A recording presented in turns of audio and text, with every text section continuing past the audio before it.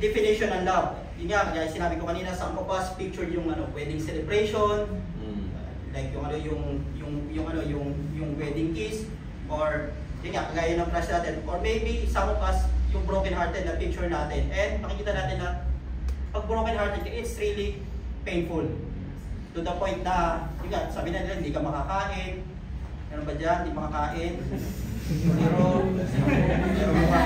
mukhang malusot naman, makakain.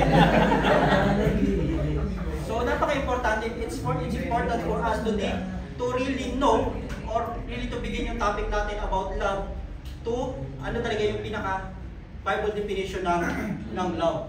Kasi actually wala naman talagang definition ng love direct na love is ganito.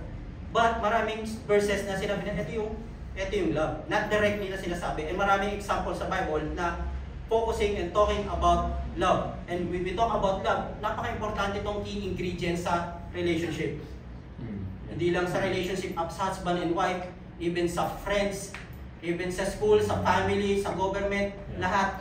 Kumbaga sa adobo, ito ang toyo at suka. Hindi pwedeng mawawala ito dahil hindi to magiging kumpleto kung wala itong mga bagay na to. And there are 4 kinds of love na pwede tayo matutunan. And alam naman natin kung ano tong mga to. 437, okay? So, there are 4 kinds of love na i-discuss ko, pero hindi ko na siya ilelentihan o hindi ko siya pahabain, but I'll just focus sa isang love. There is yung tinatawag na storge love, which is focusing sa parents and their children. Pwede rin somehow related din siya sa Ephesians 6, yung household domestic about yung sa parents and children. There is yung philia or phileo love, which describe devoted type of friendship or brotherly love. Eh, makikita natin yung brotherly love sa Bible when we see yung story ni Jonathan at saka ni David, yung relationship nila. Di ba sinabi sa 1 Samuel 1-3, after David had finished talking with Saul, Jonathan became one in the spirit with David and he loved him as himself. And Jonathan made a covenant with David because he loved him as himself. So makita natin yung story nila, it's a brotherly love. Siyempre brotherly love, lalaki sa lalaki, di ba? And also yung tinatawag na eros love. Ito yung describe as romantic and sexual love. So hindi ko sinana to.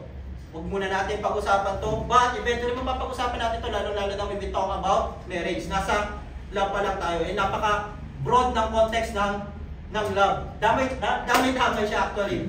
Damay yung sa courtship, damay din yung sa marriage. Kaya somehow nung pinaprepare ko yung message, saan ako mag-uumpisa? Kagaya nag-message sa akin si Sir Peter, okay na po ba yung outline ng sige, maya send ko siya after 12 kasi yung isip ko ngayon parang highway traffic na kung saan pumupunta sort things out ko lang din. And then sinabi dito sa atin ni Paul that talking about yung sa eros love, sinabi dito, I say to the unmarried and the widows, it is good for them if they remain as I am.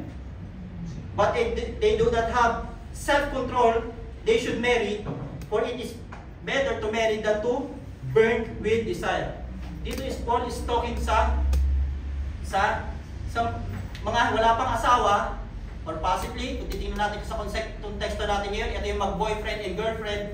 Ganon din sa mga widow. Ito yung mga balo, yung mga wala ng asawa. Na kung may companionship sila, or pwede natin sabihin na boyfriend and girlfriend nila, at hindi na nila maiwasan yung burning desire nila, hindi na nila maiwasan yung bugso ng kanilang damdamin tuwing sila magkasama. Ano sinabi ni Paul?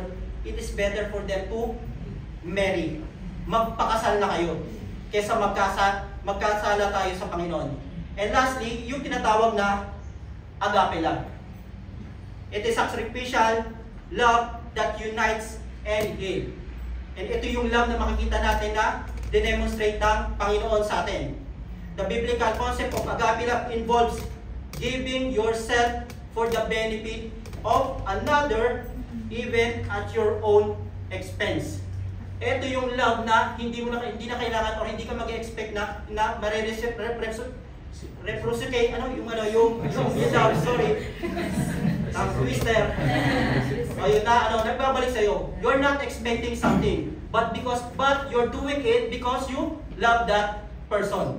Regardless of ibalik niya sa iyo yung pagmamahal, doblehin niya o triplehin, kahit hindi niya triplehin, basta ako, yung love ko, it's gagawin ko. It will be a selfless act of love. And that refers to the sacrifice. Ito yung nagre-refer sa sacrifice na ginawa ng Panginoon at the cross. So that sinners like us should be, would be, or masisave. Pwede masisave tayo. Ginawa to ng Panginoon. And the biblical love is an act. And will, or hindi siya yung tinatawag na, di ba kadalasan sinasabi natin when we talk about, ito yung may kilig. Yee! Mga ganon, di ba? Pag sinabi, kine-crush mo, yee! Woo! Ganon yung yung parang, di ba? Naman natin lahat, guilty naman tayo dito, sino bang hindi nakantsawan sa sa school noon, pag nakikita yung crush, yung classroom. Ang sarap ng feeling noon, ng time na yon. And love really has nothing to do with whatever you feel love during the particular moment. Na, for example, nakita mo yung love, it's just for a moment na nakita mo na makakanta ko. Yung sinasabi nila sa Netflix, yung okay, sa YouTube. Gaganon yung heart mo. Yun yung di ba? Yun yung kadalasan nangyayari sa atin pag nakikita natin yung yung tinatangi natin or hinahangaan natin. And why do we need to understand the importance of love? Bakit napaka-importante siyang pag-aralan? Number one, loving is the greatest commandment of God, and when we do it, it pleases God. Kailangan natin siyang gawin ng pagmahal o mahalin ng Panginoon. Kasi ito yung pinaman niya sa atin. Anong sinabi sa Matthew 22, verse 34 to 39, nung tinanong siya ng Pharisees after i-silence o patahimikin ni Jesus Christ yung mga Sadducees. Ano sabi niya? Yung greatest commandment, love the Lord your God with all your heart, with all your soul, with all your mind, and with all your strength. And also sinabi niya next is you should love your neighbor as yourselves. Eh makikita natin, as we read yung Bible, makikita natin yung center message ng gospel, it's all about love. Love sa atin ng Panginoon. And this kind of love doesn't come to us naturally. Hindi ito natural na pumupunta o hindi natin ito natural na pumupunta sa atin because of our what? Our sinful state. Na sinful tayo, kaya hindi natin ito basta-basta siya matututunan. However, it does come naturally to God as an integral part of Him. And napaka-importante that we should draw closer sa Panginoon so that we could experience yung love ng Panginoon at doon natin siya matututunan. At kahit anong gawin natin sa mundo natin, gawin natin sa buhay natin, if we are far away sa yung relationship natin sa Panginoon, we will never understand yung tinatawag na agape love. We will never understand yung love ng agape love. We will never duplicate or ma-imitate yung kind of love na sinasabi sa atin ng Panginoon. And the next thing is, why do we need to understand the importance of love? Definitely, God is the author of love. Diba sinabi kanina sa 1 John sa chapter 4 verse 19, we love because He first loved. Hindi tayo pinaminahal ng Panginoon dahil minahal natin siya. Siya yung nagmahal sa atin. Dahil kung titingnan natin yung buhay natin dati, kamahal-mahal ba tayo? Definitely, hindi. Lalong-lalo na, kung titingnan natin, wala, scratch tayo sa Panginoon. Siguro nga kung alungalan talaga ang Panginoon, kung hindi gracious ang Panginoon natin, nung time na nagkakasala tayo, malamang inagpila na tayo. Boom, reset. Kumbaga para sa computer, nireformat na tayo, tinrush na tayo. And when we see that from the very foundation of the world, pina-experience na sa atin ng Panginoon yung kanyang love. By what? Bago niya tayo kinreate. Anong ginawa ng Panginoon? He created everything for us. Bago niya kinreate, kumbaga bago niya bigyan tayo ng tahanan, bago niya tayo i-move, kinreate ng Panginoon yung tahanan. Kumpleto. Heaven and earth, vegetation, lahat, and so on. And so on. And also makikita natin nung sa konteksto naman ng New Testament, He sent His only begotten Son for us to be saved. And sa history ng mankind, wala pang nakakagawa ng ganito. Ibibigay mo yung sarili mong anak para sa iba. Tinitingnan ko nga lang kung ako nasa sitwasyon, teka lang muna. Wait lang. Teka lang. Kung parang iniisip ko, paano kaya kung ako? Kasi every time na I do message, nilalagay ko yung sarili ko sa, paano kung ako nandun sa sitwasyon na yun? At makikita natin yung act ng love ng Panginoon is being napaka-selfless. Binigay niya, nag-iisa. Diba? Isipin mo, ako eksakto, nag-iisa lang din. Kaya, ang hirap nun. And also, the third thing is, many don't understand the true meaning or yung value ng love. Parang lumalabas lang sa bibig sa atin, parang nagiging common expression na lang yung nagiging common expression yung love. Yeah? Diba? Ano yung pinaka-common na expression natin about love? This must be love. Pag nakikita natin yung yung nakakapagtantalizing ng tantalize ng ating mga mata, diba? This must be love. And sa dictionary, makikita natin, alam naman natin, kung titignan natin dictionary, kumbaga, when we talk about love, it's an intense feeling or deep affection. A great interest and pleasure in something. And kung titignan lang din natin yung dictionary about sa meaning ng love, it's just like we're looking only sa tip of the iceberg. Napakaliit lang nung nakikita natin. Napaka-deep ng yung ilalim ng nakalubog sa iceberg, na sobrang ginagamit yung word na love na hindi mo na siya ma-differentiate kung ano ba talaga yung love. Kasi pwede mong sabihin na I love my wife, I love my dog. Diba? I love you, Mingming. Mahal kita. Miss kita. Na-miss mo ba si daddy? Mga ganun, diba? So isipin na lang natin kung paano ginagamit yung love. Ginagamit sa asawa, ginagamit sa hayop. And love is all about God and the love of Jesus, because He Himself demonstrated the greatest love for all mankind by dying in the cross so that you or those who believe in Him will be saved. It is a selfless act that He demonstrated in the cross of Calvary. And in John 3:16, famous verse na, for God so loved the world that He gave His only begotten Son. Napakahirap gawin.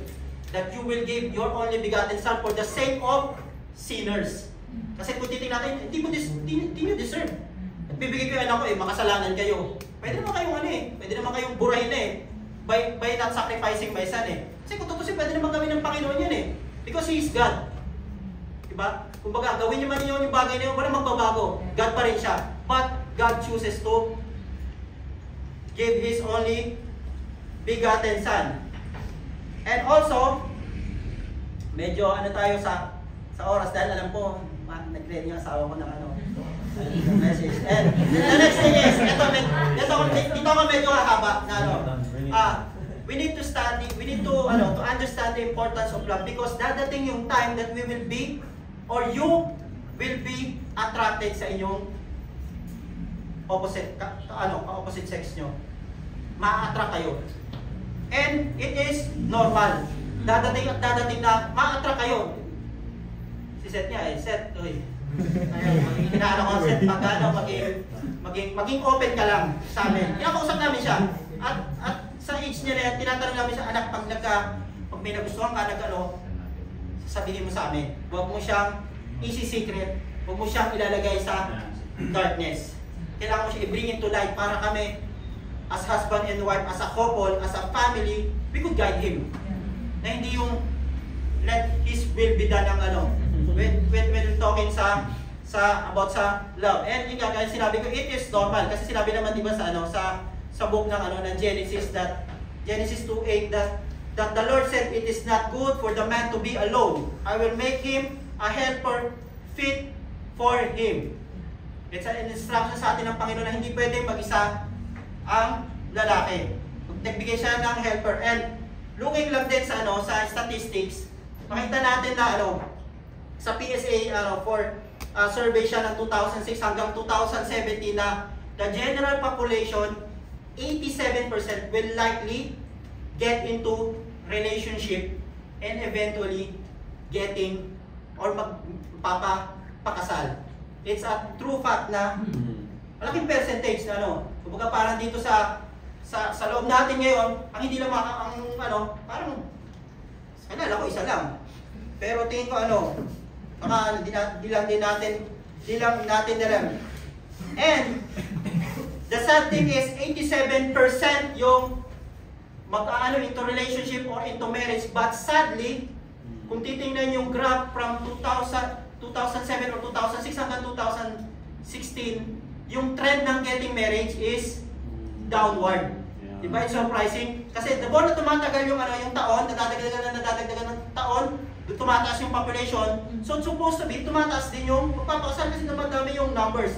But makikita natin na they do not value yung, hindi na importante yung marriage. Ayaw ko sabihin na walang love. Pero kita natin na hindi na nila binavalue yung marriage. And ko lang din sa work ko kasi yun, na-share ko lang din sa Caloocan na yung work, very work ko sa Quezon City, is gumagawa kami ng Quezon City ID.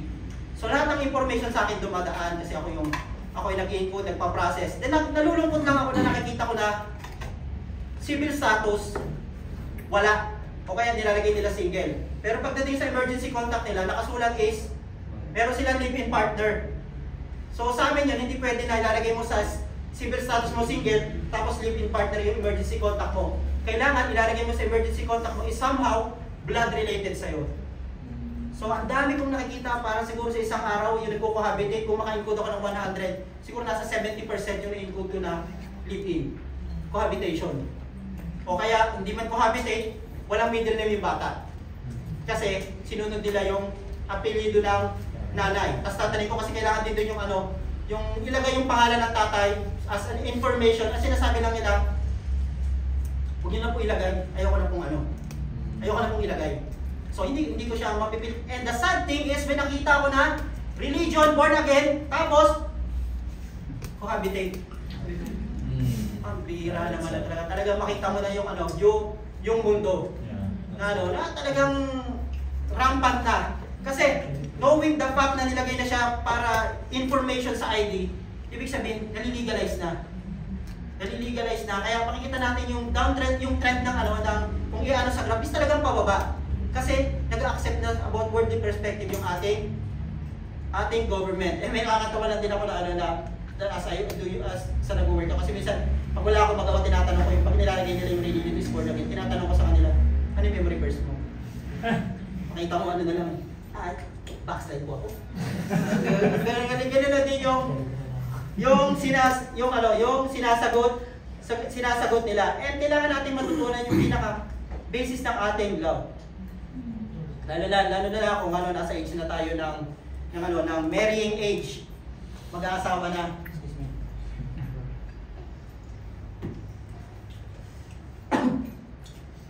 Ano ba yung parameters natin when we're looking for future partner? Diba? Kadalasan. Kasi alam naman natin, tanggapin naman natin. Ako, nung naging mag-asawa kami ni Ate Bebs nyo, nung nag-start yung relationship namin nung nililigaw ko, kasi hindi naman kami born again. Hindi naman kami believer. Magkaklase kami, ako, si Kim, the rest yung barkada. Niligaw ko si Ate Bebs nyo. And nag-attract sa akin is ang gumana sa senses ko is yung mata ko. Kita ko, ganda si Ate Bebs, tapos narinig ko kumakanta si Ate Bebs mo. Sabi yung buhok ko dito na. So yun yung pinaka commonly na ma-attract tayo sa looks, sa height, sa complexion, sa security, kung may trabaho yung ma-attract tayo dyan. Doon may in love tayo. Pero tandaan nyo, yung mga bagay nyo mawawala yun. Na kung ang naging basihan mo ng love, minahal mo siya dahil maganda siya. Bilang pala ng 20 years, 30 years. Sexy? Kung sabihin ko sa inyo si Ate Bebs nyo, mas payat pa siya kay Char. Nung time na sinasabi. Talaga yun. Pakulit niya yung mga tito ko dahil sobrang payat ni Ate Bebs nyo. Sinasabihan si Ate Bebs nyo, Ted, pag sinalasin mo naman yung girlfriend mo, sinalasin. Pakami mo natin. Kasi talagang sinasabi ng mga tito kasi ang payat niya. But, look at her ngayon. Mas sexy siya ngayon. Kaya napaka-importante na when we're looking for love or maghahanap tayo ng partner natin, huwag natin pagbabasihan yung look. Yung mga things na ano, yung mga nasa surface lang yan eh. Diba? Kasi dadating yung time, ano yan eh. Gusto mo yung height, hindi na mo pag tumatanda yung lumiliit yan. Kasi pakuba ng pakuba yan. Diba? Minsan may ano, ang ganda ng lakad, pero pag tumanda, ang lakad 5'5", 5'6". Ano, ika-ika. Kaya kung pagbabasihan mo, matidisappoint ka. Tapos sabi mo, ano, sayang, bakit na? Gano'n na. I mean, hindi ito yung dapat na pinagbabasihan natin. That's why, kung gusto na natin pumunta sa relationship, kung gusto na natin manligaw, kung gusto na natin magpaligaw, kailangan rooted tayo sa salita ng Panginoon. Kasi if we will not be rooted sa salita ng Panginoon, you're into troubled waters. Yung danger na ano, danger na kakaharapin mo or magiging pagdadaanan mo, mabigat yan. Praise God, kami nga ni Ate Bebs yun, naging ano kami, boyfriend. That was 2001, 2002, umattend na kami sa church. Though umattend kami sa church, pero hindi pa ganun kalalim yung pagkakakilala namin sa Panginoon. Marami pa kaming hindi alam. Nag-struggle kami. Kasi kaya sasabihin natin, di ba, pag naging born again ka, it will be bed of process. Hay na, relax na. It will be bed of process with full of thorns. Na talagang ipuprove ka. So kung ayaw nating matutunan yung about yung love, courtship, and marriage in a hard way, mas magano muna tayo. Bago kayo mag-ano sa mga love life nyo, anuhin nyo muna yung salita ng Panginoon. Kasi hindi nyo maintindihan yung pinaka-deep meaning ng love, which is yung tinatawag na agape love, a self-sacrificing love. Kung hindi ka magiging rooted sa salita ng Panginoon. And as I leave lang din yung message ko, medyo mahaba-haba rin to. Yung 2 Corinthians 6:14, sabi dito, di ba? Sa akin, I'm taking this verse seriously. Lalong-lalo na kung dadating sa time yung anak ko is manliligaw. Ano sabi dito? Do not be equally yoked with unbelievers. For what partnership has righteousness with lawlessness? Or what fellowship has the light with the darkness? And sinasabi dito sa verse na to is, Christians are to marry in the, hindi po muna natin yun, yung into marry to Christian. Marry into the Lord muna. And I want young people to hear this. And talagang hindi lang siya pakinggan nyo, ilagay nyo sa heart nyo. That the scriptures call us Christian to marry Christian. Yung mga Kristiyano sa atin dito are called to marry Christian. Wala naman sa Bible nakasulat na kailangan from grace ito yung mahanap nyo. Ang sinasabi dito is Christian yung dapat mapangasawa nyo. Black and white people are to marry, pwede silang magpakasal. Poor and free or rich are free to marry. Introverts and extroverts are free to marry, but Christians are to marry Christian. And dapat lalaki at babae.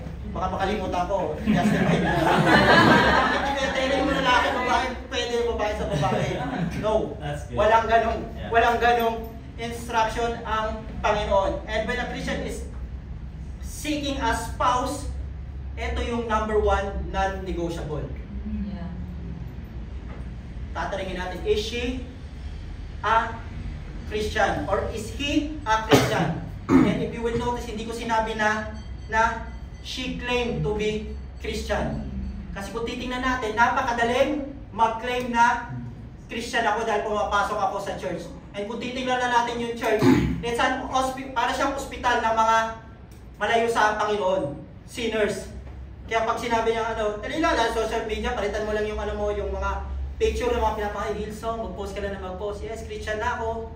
So we should do or love in your own capacity, in your very strength na meron kayo, kailangan yung i-search kung talagang Kristiyano ba siya. Kasi napakadaling i-profess na believer ako.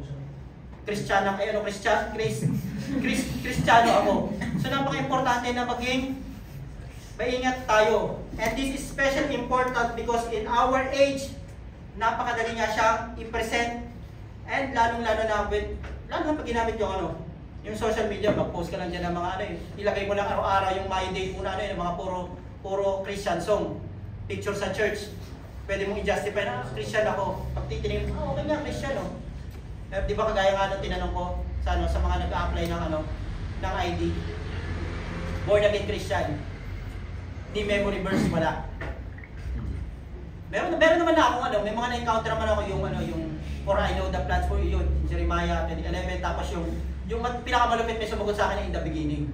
Okay. At least diba, nung tinanong ko siya na verse. Alam niya. Okay, yung John 3:16, maraming And also, 3 verse na inaano ko na iiwan ko as behanding yung pulpit kay Ate Bebs yun. The next thing na sinabi dito is, pag-isahin ko na lang is yung Ephesians chapter 5 verses 22 and 25. And it's something na verse na somehow napaka-impactful sa akin siya. Sa tagal-tagal na namin mag-asawa ni Ate Bebs yun for 14 years. Nung share ko tong yung Ephesians 5:22 downwards, daming revelation sa akin. Ang daming na-remind sa akin, akala ko tama na yung alam ko. But then again, kailangan natin basahin yung salita ng Panginoon. Kasi possible, there will be time na pag binasa mo, ito lang yung mariremind sa'yo. The next day na basahin mo, iba yung i-speak sa'yo ng Panginoon. Sabi dito, wives, submit to your husband as to the Lord. Husband, love your wives as Christ loves the church and give himself up for her. Ay sinabi dito ni Paul, sa ating mga lalaki, sa ating mga future head of the family, love your wife. Instruction siya. Kumbaga, parang natin sa sinabi ng Panginoon sa ng Panginoon Grace, niya na, go forth and make disciples. Go. It's an instruction. Napaka-commanding. Go. This is go. Sinabi dito ni Paul na, husband, mahalin mo ang asawa mo. Kung paano mahalin ni Kristo yung church. And the word of love and respect about dito sa husband and wife are concise summary of the responsibilities ng husband and wives na kailangan nilang gawin sa isa't isa. That as a husband, love your wife, and to husband, yung wife nyo, he will respect you or magsasubmit yung asawa, like sa amin ni Ate Bes, yung asawa ko. And husbands are commanded to love their wives as Christ loved the church. And kung titingnan natin, paano ba minahal ni Jesus Christ yung church? Diba? Number 1 na ginawa ni Jesus Christ is, binigay niya yung sarili niya for our own benefit. Makikita natin na naging selfless act of love yung ginawa sa atin ni Jesus Christ. And ito yung pinaka-ultimate kind of or act of love na makikita natin sa history of mankind. And hanggang ngayon wala makakagawa nito. And wives are commanded to respect their husbands. And looking again yung importance of biblical love in marriage, makita natin yung greater picture na binibigay sa atin nito, na makikita natin that yung family is always under attack ng enemy. Ito yung pinaka-gustong sirain, guluhin ni Satan.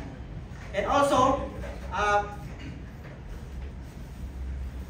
yung kagaya ng na-share ko lang kanina, ito yung word. Nakikita ko lang din dun yung worldly thing na tinatawag na about sa live-in na makita natin na walang asawa but they have multiple partners.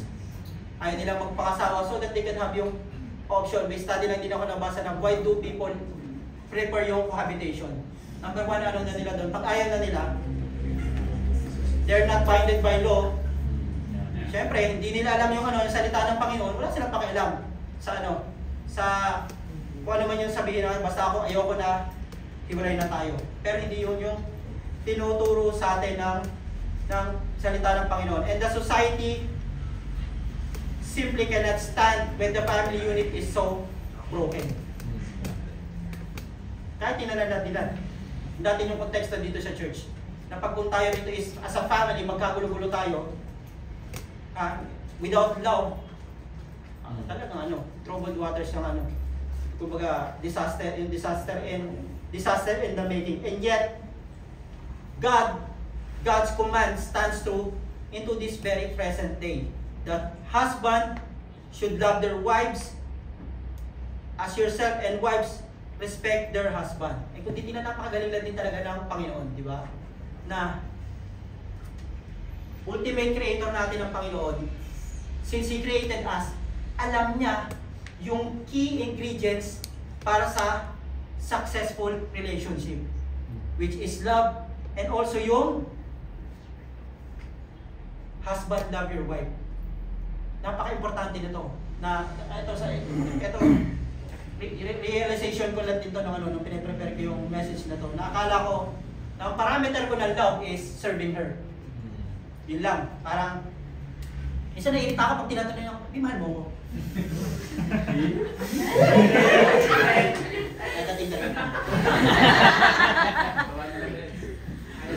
Kumbaga, tinatanong ako ng gano'n, para sa akin yung time, mahirap siya. Ba't tinatanong niya ito? Pag tinatanong niya ako, ang sinasagot ko lang naman sa kanya, bakit? Kailangan ko ba sabihin? Hindi pa ba sapat yung nagsiserve ako sa kanya, pinagsiserve ko siya. Pero makita lang din natin, there's also need na kailangan mo din siya sabihin. Yung tinatawag na affirmation. Affirmation. I-affirm mo na mahal mo. Kasi ako, hindi ako ganun eh. So ako gagawin ko lang. Action speaks louder than words. Ganun lang ginagamit ko sa kanya. Ligay ko na kailangan sabihin na, mahal kita, gagawin ko lang talaga. Gagawin ko lang. Eh makita natin yung factor na if husband, you love your wives, ano yung magiging response ng asawa mo pag minamahal natin yung mga asawa natin? Magsasubmit sila. They will respect you. Kasi pag hindi naramdaman ng asawa mo na mahal mo siya, at hindi mo sinasabi na mahal mo siya, tingin mo, i-respect ka niyan? Or magsasubmit sa'yo yan? Definitely not. And napakagaling ng Panginoon. Na, diba? Parang ang Panginoon parang tayo nag-create ng cellphone. Sino nakakalam ng pinaka-basic na pagre-repair ng cellphone? Siyempre, yun nag-create. And same as din sa marriage and sa relationship. Di lang sa relationship, also sa human being. That we should love our wives, and then when we love them, they will submit sa atin. I-receive mo kayo.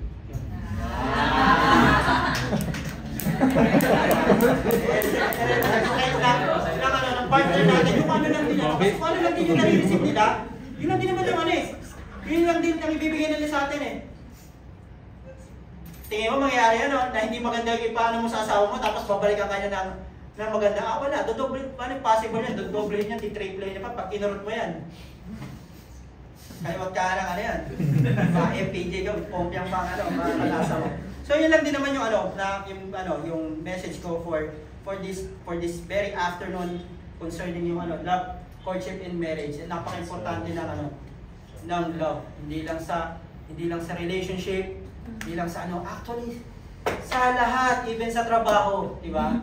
Na pag wala na yung heart mo sa yung sa trabaho mo, na-drag mo na lang talaga yung yung pa mo. And naalala ko lang din yung sa yung message na last Saturday na kami, nag-alpha kami, we're talking about yung Holy Spirit, tapos may tanong doon na kung papipiliin ka among sa fruit of the Spirit, ano yung pipiliin mo? And nagkakaparas lang kami din, love. Kasi without love, the rest of the ng fruit of the Spirit will fall to part. Kumbaga, without love, you cannot be patient. Without love, you cannot be, hindi mo mapapakita yung kindness. Without love, tingin mo may self-control ka? Wala. So yun lang din naman. Thank you for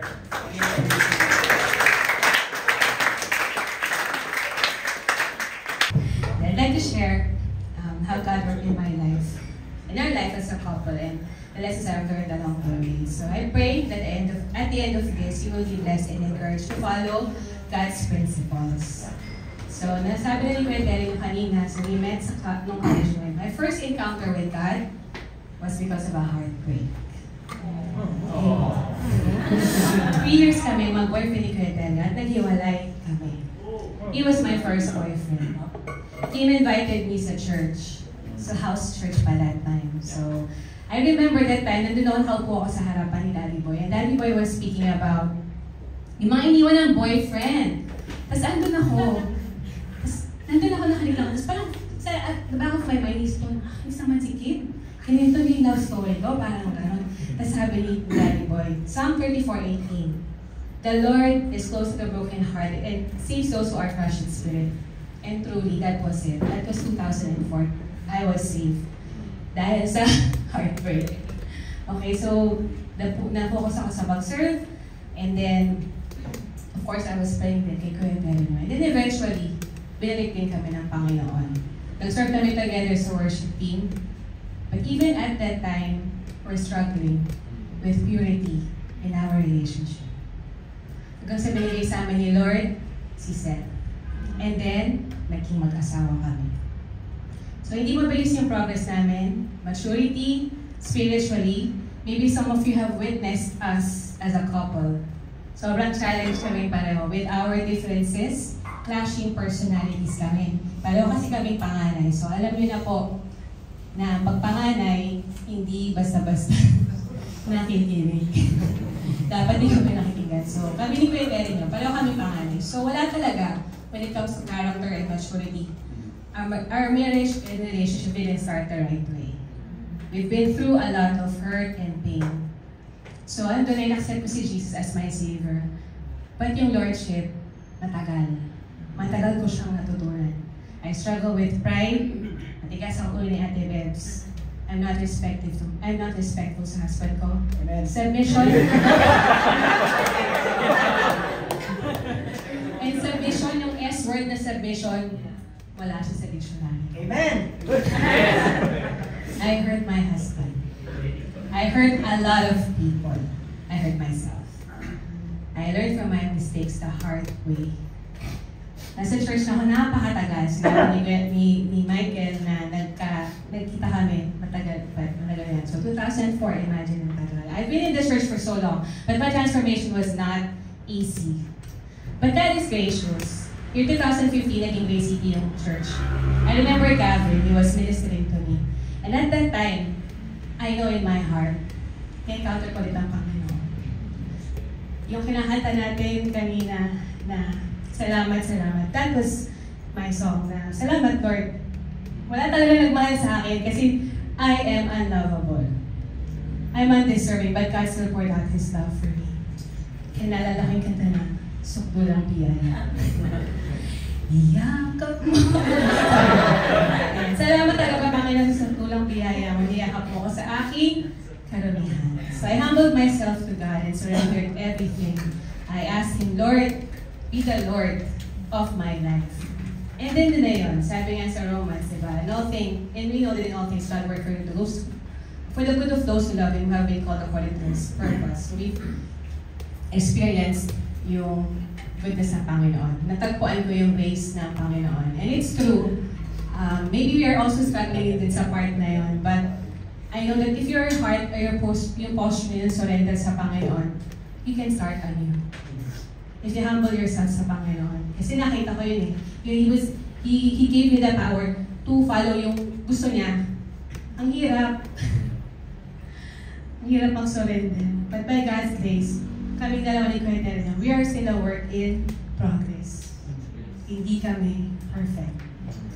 I think our marriage really started to change during ang pandemic. Imagine. Tagal, no? Especially nung nagsuserve na kami together ulit sa Caloocan. 14 years married. Marriage is a way of God sanctifying us. Love is patient. Lahat na nilagay sa 1 Corinthians, lahat yun. Si Ate Bebs. I'm not patient, I'm not kind. I always keep a record of your wrong. So don't copy that. Kaya yun yung prayer ko na it's not yung kunin nyo lang. Parang pagkain, kunin nyo lang yung maganda. Huwag nyo kunin yung hindi maganda. So it's the work of the Holy Spirit na He changes us. And yun, steady, natutunan niya maging servant leader. Nakita ko yun. Loving, understanding. At ako din, nakinig na ako sa Panginoon. Or during na inas ko sa Panginoon, Lord, help me to submit. Help me to be respectful sa asawa ko. And without Jesus, our marriage cannot be sustained. We may not be able to change our past. We may not be able to know ano ba talaga yung gagawin ng Panginoon. But I know God is in control. He's the one who writes the chapters of our story. So, Ngayon, fast forward, our hearts right now is just committed talaga to serve God. Amen. And we will do it for the rest of our lives. So, tapuin. Okay, looking back, syempre, if there's anything I would have done differently, I would have done it the right way. So, yun lang po. Sana, may nakuha kayo doon. So, we'll start dun sa yung mga lessons na natutunan ko. These lessons or yung mga nakita ko na importante in a relationship is not just about my personal experience, but also the people that I've witnessed sa church, even yung mga katrabaho ko. Because I know it's really important. You know, you cannot really give love. You look for love sa mga wrong places. Hanggang di mo natatagpuan ng Panginoon. So the first thing na makakapag-save siya is we have to seek intimacy with God. It's really important because it's God who is our Creator. Alam natin yung story ni David, diba? Sa Psalm 27 verse 4, sabi niya doon, "One thing have I asked of the Lord, that I will seek after that I may dwell in the house of the Lord all the days of my life, to gaze upon the beauty of the Lord and to inquire in His temple." I encourage all of us na we stop wasting our time sa mga bagay na alam natin hindi mahalaga. Yes, I know we live in the day and age na puro social media, ganyan-ganyan. But this is very important kasi it changed me. It's important. It affects the direction of our life. Pero looking na din sa buhay ni David, kahit namalapit sa Panginoon, hindi naman din siya naging perfect, right? He failed. He sinned. Ginawa niya yung pinaka-horrible na sin. But when we look in the Bible, sabi doon sa Psalm 51, by your repentance, sabi niya, "Lord, create in me your heart, O God, and then your right spirit within me. Lord, restore to me the joy of the salvation." And at the end of his life, sinabi niya sa Acts 13:22, sinabi doon, "And when he had removed him, he raised up David to be their king, of whom he testified and said, I have found in David the son of Jesse, a man after my own heart." That despite the things na ginawa niya, but because, alam mo yun, kapag nagkakasala tayo, di ba, babalik tayo sa Panginoon. Andun yung ano natin sa Panginoon na you love Him. And when you love Him, you fear Him. You say no to sin. You don't want to dishonor yung taong mahal mo. So, next is, maintain your identity. This is important to know who you are and to learn whose you are. Our identity comes from our Creator. Sabi sa Genesis 1:27, "So God created man in His own image. In the image of God, He created him. Male and female, He created them."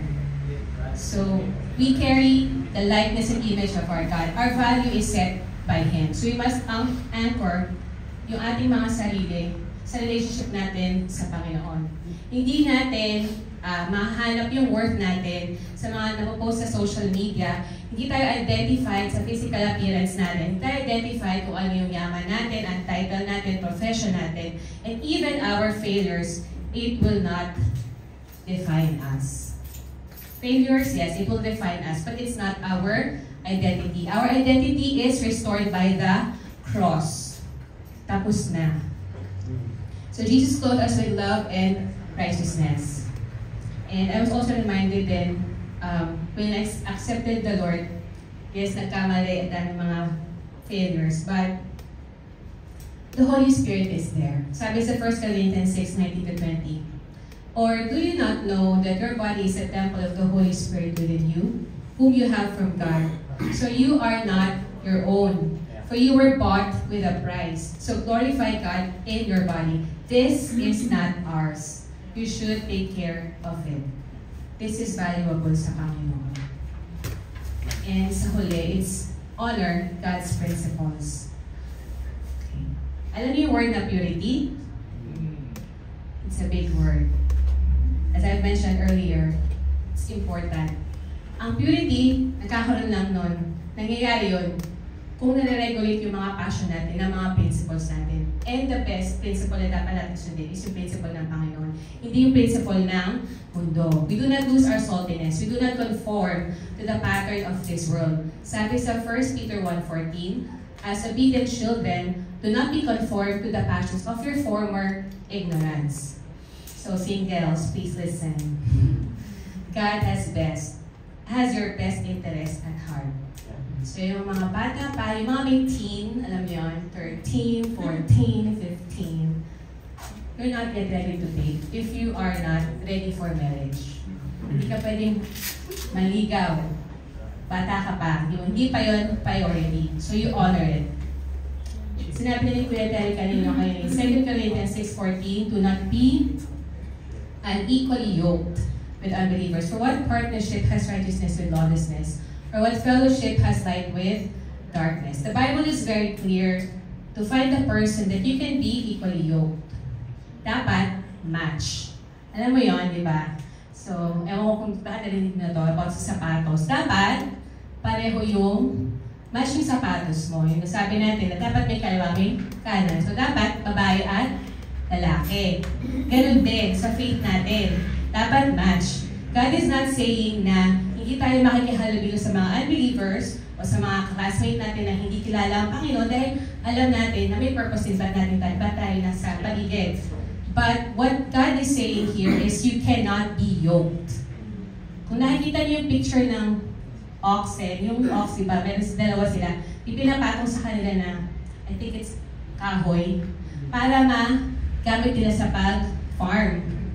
Imagine nyo na lang kung yung isa is ox at yung isa ay donkey. Kung maghahatak sila, tingin nyo, anong mangyayari? Mahirap. Parang ang hirap umusad kasi hindi kayo pantay. And ganun din sa faith natin.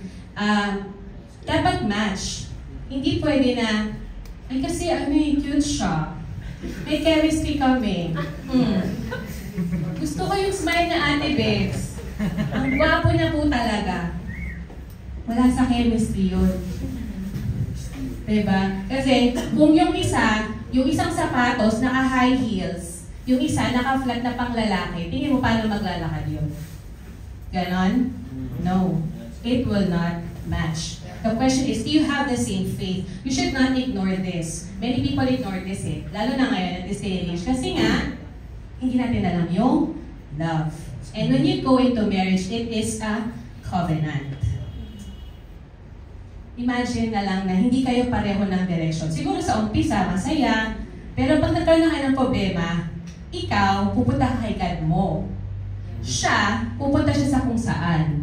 Kung may God man siya. So imagine mo, it's not gonna work.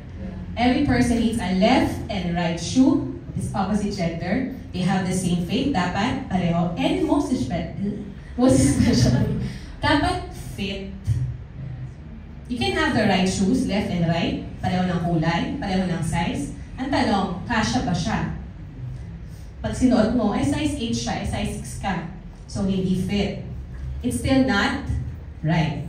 Sabi sa 1 Corinthians 7:39, a wife is bound to her husband as long as he lives, but if her husband dies, she is free to be married to whom she wishes only in the Lord. Sa NLT, ganun din, a wife is bound to her husband as long as he lives, or her husband dies, she is free to marry anyone she wishes, but only if he loves the Lord. It has to be equally yoked, not unequally yoked. Yung kung bibili ka ng sapatos, hindi naman titignan mo lang. Di ba susukatin mo? Di ba? Pag sinukat mo siya, hindi mo naman ilalakad agad. Kailangan i-fit and kailangan match siya. So yun, nandun tayo sa match. The question is, yun nga about sa fit, how do you know if that somebody fits you? Ano yung sinabi ko tayo mo? Sa mata lang ba tayo tumitingin? Yung physical lang ba? Do you like that person? Does he like you? Pareho ba kayo ng doctrine? Do they attend church? Nagsuserve ba siya? Is he part of a life group? Nagtatights ba siya? Because Christians, yeah, they may be Christians, but you do not agree on major things. Mahirap yun. Ako gusto ko mag-serve. Gusto ko mag-serve sa church. Eh yung partner mo, hindi, SM tayo. Hindi tayo pwede walang serve. Anong rehearsal? Anong kids work? Hindi pwede yun. Quality time natin to. Hindi. It will not work. Hindi kayo pwedeng mag-match. It will not. You don't ignore that. It's really critical. Pay attention to character. Diba? I think, siguro naman, you know the story of Ruth, diba? 4 na chapters lang yun. Pwede nyo basahin yun. Chapter 1 to 4. So, makikita nyo yung mga traits, admirable traits, makikita nyo lang, we can run through it very quickly lang.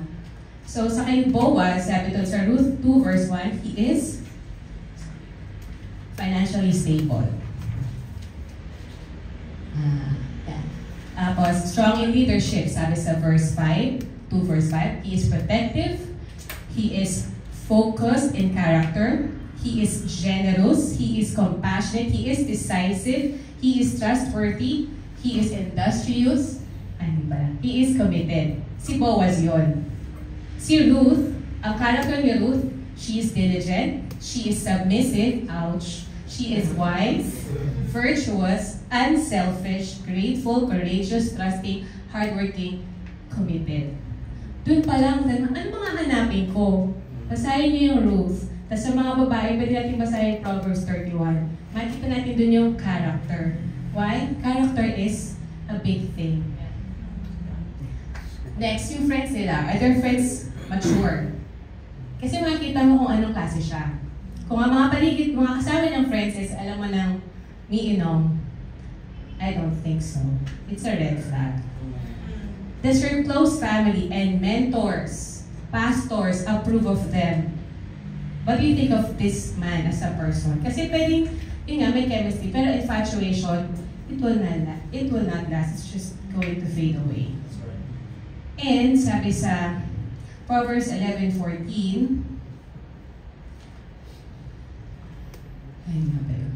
yun nga, that we look to advice, diba, and counsel. In the multitude of counselors, there's safety.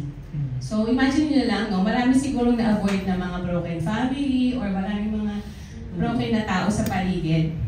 Kung in-approach nila sa prayer, in-involve nila yung family nila, in-involve nila yung mga taong alam nilang wise, in-involve nila yung mga mentors sila, mga pastors sila, especially yung parents. It's really important.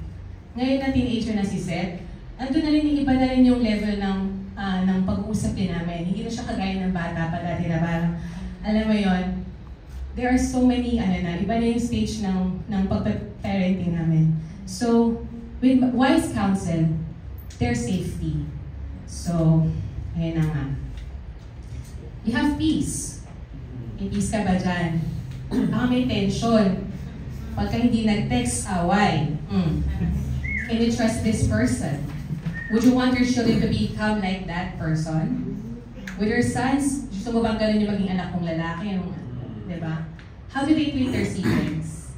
Their parents? Baka di ba nakaka-recover yan sa ex? Hindi dating kailangan ng healing. Diba? Baka hindi pa siya nakaka-move on. And don't assume na nandun lang siya sa church and pag nasa church siya, they're the one for you. Hindi rin. So, nandun na tayo sa opposite gender, match your faith, and fit siya sa'yo. So, ano mang susunod?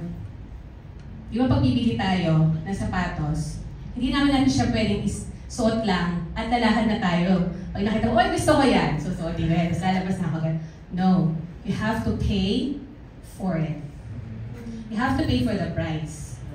And once you found the shoes that you like, pupunta ka sa cashier. Pupunta ka para bayaran yun. And true love leads to the altar. That is God's love. That He paid for our sins. Kaya yung body natin, girls, or male, or boys, binayaran na ng Panginoon. Ingatan niyo siya. So this applies to relationships na you have to postpone that sexual relationship until you pay for it. That means, kung gusto mo gawin yon, do it the right way. Hindi yung uunahin mo siya bago yung kasal. Hindi pwede. Ibalik mo siya sa box. Lagay mo ulit dun sa lagayan. Kapag ready ka na gusto mo na mag-asawa talaga, alam mo na yung gagawin mo, saka mo siya kunin sa box ulit, bayaran mo, injuryin mo. Pero hanggat hindi ka pa kasal, you don't do that. Diba? Tama na, Ate Bets. So, I'm talking about it. Yeah, kasi culture natin wala na. Ngayon, di ba yung nabanggit na it's about cohabitation na parang wala na. Hindi na ino-honor. But we should follow Jesus' principles. Hebrews 13:4, give honor to marriage and remain faithful to one another in marriage. God will surely judge people who are immoral and those who commit adultery. So, nabanggit na rin natin na we have to keep our marriage bed sacred. Okay? Hindi hindi yung pag kinasal na kayo, till death do us part yan. Hindi, ay babalik ko na po yung anak nyo. Tigas po ng ulo. Swerte rin yung munti ka na yun. Hindi nga, sabi na yun, Mama, balik ko na po yung anak mo. So, I do believe if we honor God's principles, God will honor our relationships. So, yeah, pero yun nga, if pinibreak natin yung principles ng Panginoon, you know that it will break us. So, honor God in your single years. If you're married, honor God in your marriage. If you're dating or nandun tayo sa process of getting to know, honor God in doing that. You will see His grace and blessings, and it will honor God through that. And back pa yun, syempre, pag kunwari, ito para nakuha mo na yung right pair, you paid for it, you're already enjoying it. Minsan, pag mananotice mo lang na, parang luma na. Tagpi-tagpi na itong sapatos na ito. Or maybe, sira na talaga siya. So most of us, siguro, yung iba itatapon na lang yun. Bili na lang akong bago. Kasi luma na itong sapatos ko. You look for a person who specializes in restoring it. And you take it there. As a Christian, when our relationship struggled, kami ni Fedele, no? Nag-struggle kami. Yes, dumating kami sa pinaka-ano ng relation na parang, ayoko na. Pagod na ako. But, by the grace of God, sa Panginoon kami, lumapit. Don't seek for new upgrade. Ayoko na dito eh, bili na lang ako ng bago. You can always have a new marriage with the same spouse. That's good. When your marriage starts to have issues, seek help. Counseling. Yun yung nakatulong sa amin. Siguro without the people around us, baka wala na kami dito. By the grace of God, na-sustain kami ng Panginoon. So siguro some of you may ask, paano Ate Lucy sinabi niyo pong about dun sa purity? What if wala na po? Anong gagawin ko po? Nalala niyo yung story ng yung adulterous woman. Diba? Sabi na sa John 8:10 verse 11. Jesus stood and said to her, "Woman, where are they? Has no one condemned you?" She said, "No one, Lord." And Jesus said, "Neither do I condemn you. Go, and from now on, sin no more." So when you come to Christ, we're not thinking about, hindi ko sinasabi to, or hindi ko generalize, but what if lang, nagkamali ka? When you come to Christ in repentance and accept Him as your Lord and Savior, yung sincere and genuine, sabi doon, He resets your past. He forgives our mistakes. And you should begin to live in holiness. Sabi ng Panginoon, sin no more. So, pagka nangyari yun, don't do it again, and raise your standards. Remove yourself from compromising situations. So, that's it po for me.